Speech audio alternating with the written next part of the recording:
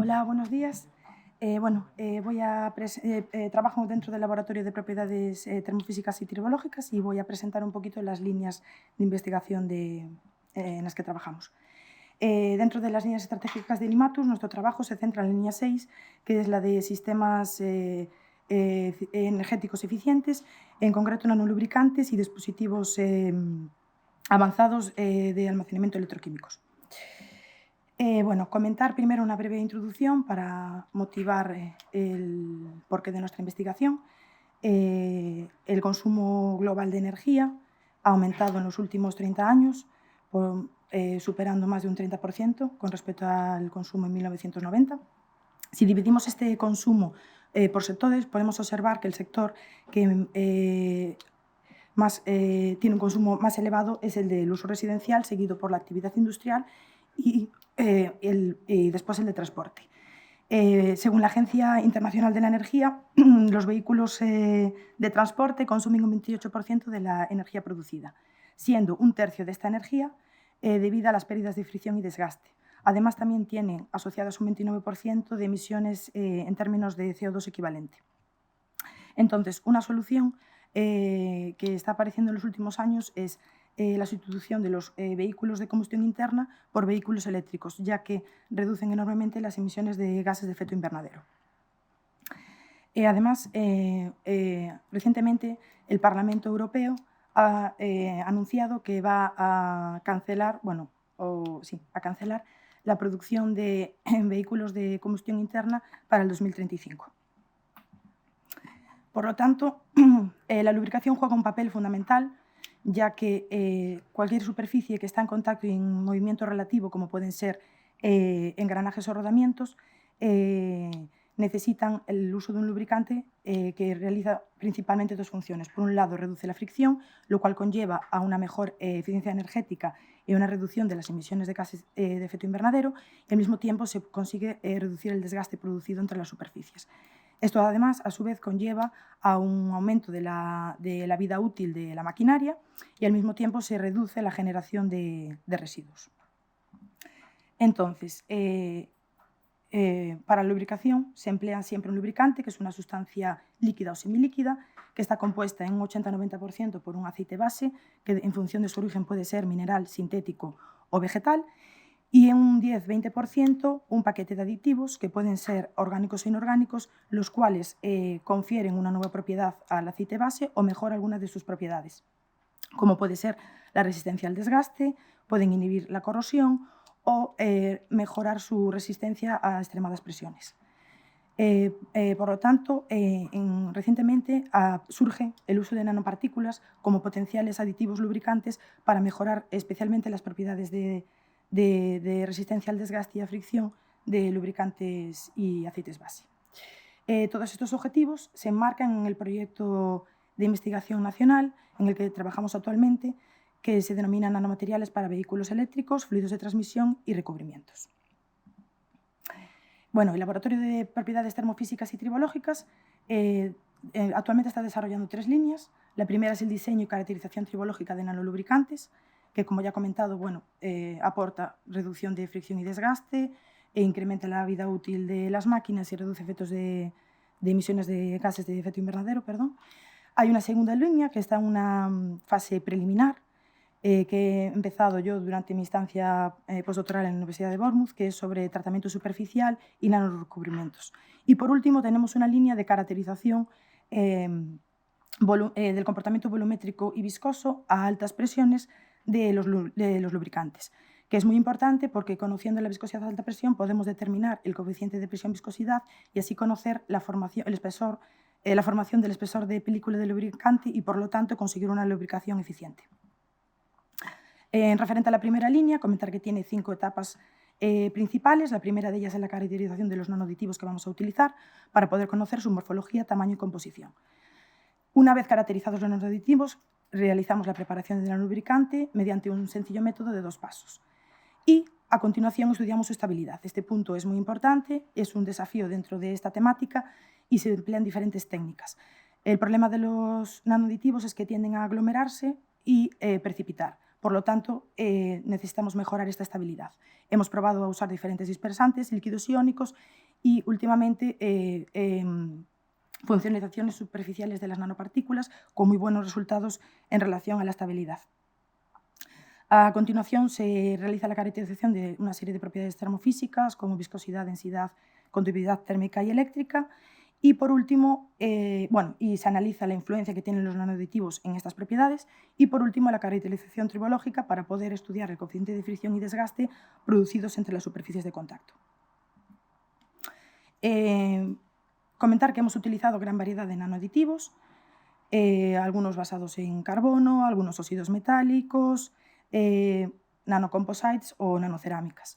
La mayor parte de ellos han sido comprados, son comerciales, a diferentes casas y algunos con colaboraciones con miembros de Limatus y también con el grupo de materiales avanzados de la Universidad de Bournemouth. Se han empleado diferentes técnicas disponibles en los servicios centrales del OSC en el edificio Cactus, como por ejemplo microscopía electrónica de barrido de transmisión, termogravimetría o XRD, entre otras. A continuación, para la preparación del nanolubricante, empleamos el método de 2 pasos, que consiste en un primer paso en el cual se pesa la cantidad de nanopartícula para obtener la concentración en peso deseada, y un segundo paso que es de la dispersión de las nanopartículas en el aceite base. Para ello utilizamos una sonda de ultrasonidos combinada con un baño ultrasónico y en ocasiones también con agitación mecánica, durante un tiempo determinado. Después, el control de la estabilidad se realiza a través de diferentes métodos. El más cualitativo es el control visual, en el que consiste en tomar fotografías desde la preparación del nanolubricante cada 24 horas hasta que se observe la precipitación de las nanopartículas en el fondo del vial. Otra de las técnicas empleadas es la dispersión de luz dinámica. Estas medidas se han hecho en colaboración con el grupo GAME de la Universidad de Vigo, en las que se puede obtener la distribución de tamaños de las nanopartículas. Y por último, también hemos desarrollado una técnica que es el estudio de la evolución temporal del índice de refracción, por la cual podemos también determinar si los nanolubricantes son estables o no. Como se puede observar en un trabajo publicado por mi compañero Liñeira del Río, se observa que unas nanopartículas que han sido funcionalizadas con ácido oleico, óxidos de hierro, en colaboración con miembros de Limatus, se obtienen muy buenas estabilidades que llegan a durar hasta 11 meses, mientras que en comparación con otros nanolubricantes aditivados con óxido de grafeno o óxido de grafeno reducido, a las pocas horas se observa que el índice de refracción varía, con lo cual las nanopartículas depositan en el cristal del refractómetro. Después, simplemente mencionar los diferentes dispositivos que tenemos para determinar las propiedades termofísicas. Tenemos un viscosímetro rotacional que nos permite determinar viscosidad y densidad en un amplio rango de temperaturas. Recientemente hemos adquirido un conductivímetro eléctrico y térmico. Y también tenemos un aparato que nos permite determinar el ángulo de contacto, que está conectado a un baño termostático y podemos trabajar a diferentes temperaturas. Y así poder conocer el ángulo que se forma sobre la superficie, en nuestro caso de acero, y conocer el comportamiento de humectabilidad de los lubricantes. Y por último, disponemos de 2 tribómetros. Uno de ellos es el CSM estándar. Este tribómetro permite trabajar hasta cargas de 60 newtons a temperatura ambiente, trabaja en una configuración bola sobre placa, en movimiento reciprocante, también tiene la opción de rotacional. Después tenemos una celda tribológica que va acoplada a un reómetro de Anton Park, que también hemos utilizado este reómetro gracias a la ayuda de miembros de Limatus.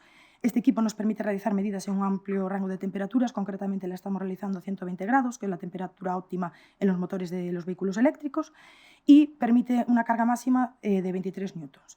La configuración de este equipo es de una bola, del contacto de bola sobre 3 pines y en movimiento rotacional.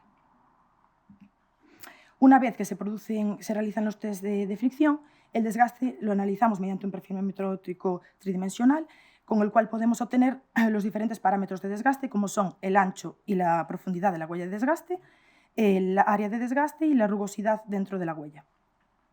Además, estas medidas se completan con microscopía electrónica de barrido para poder obtener imágenes superficiales y analizar si hay abrasión o deformación plástica, y además con un mapeo elemental mediante microscopía Raman, que nos permite conocer un poquito la distribución de los componentes dentro de la huella de desgaste y poder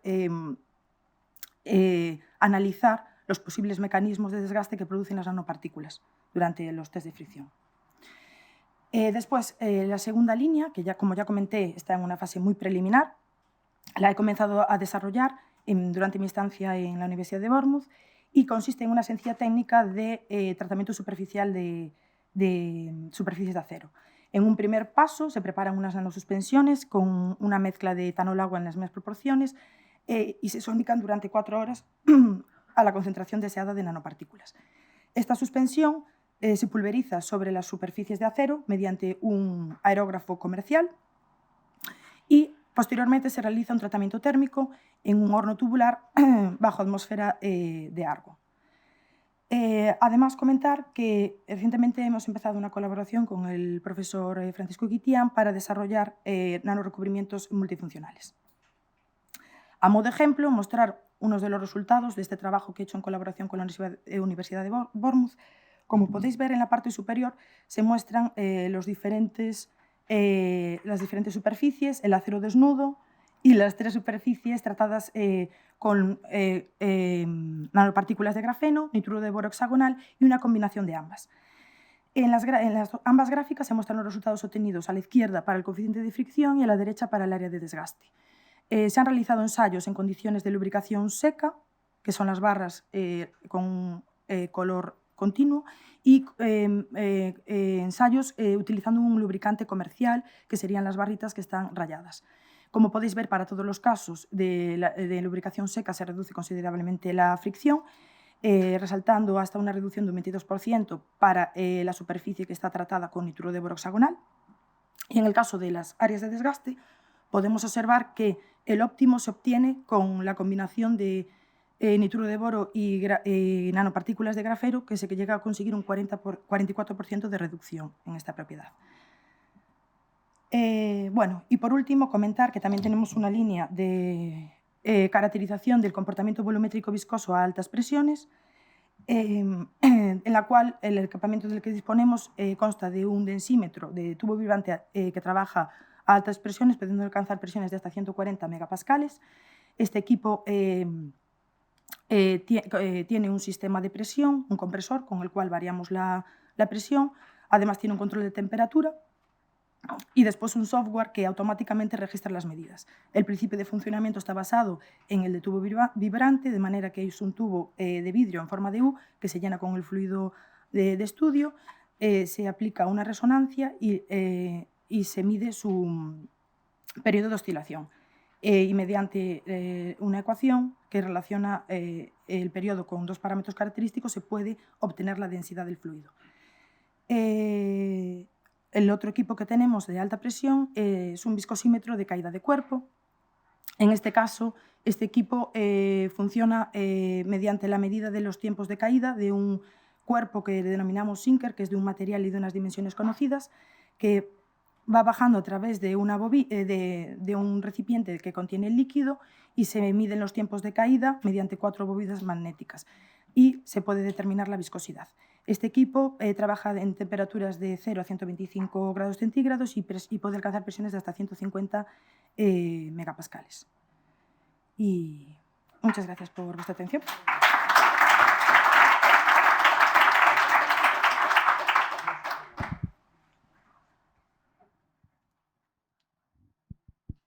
¿Preguntas, comentarios? Bueno, es enorme la gran variedad de equipamiento, ¿no?, que hay disponible en Imatus. Sí, muy interesante. Mira, estos viscosímetros a alta presión, ¿alguno os permite medir la viscosidad a tiempo real o a varios tiempos o es una medida absoluta? ¿Cómo funciona? No, es una medida absoluta. Tú puedes medir, pero mides la caída del sinker mediante 4 bobinas magnéticas que están situadas en el interior del viscosímetro, pero es una medida absoluta, la viscosidad que obtienes. ¿Más preguntas, más cuestiones? Mira, yo tengo una sobre las medidas de DLS.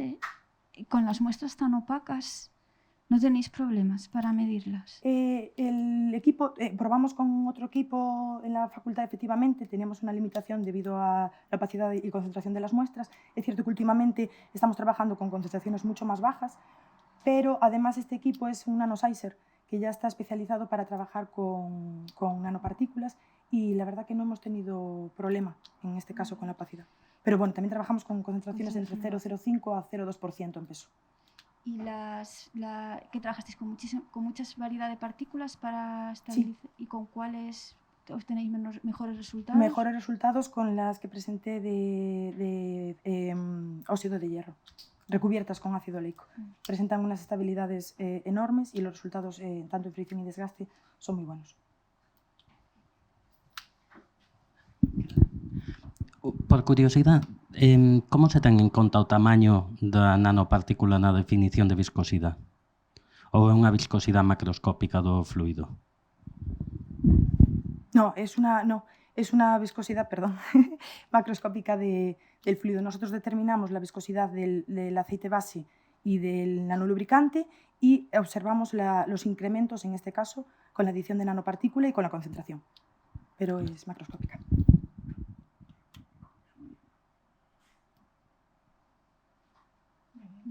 Bueno, pues muy bien, muchas gracias. Muchas gracias.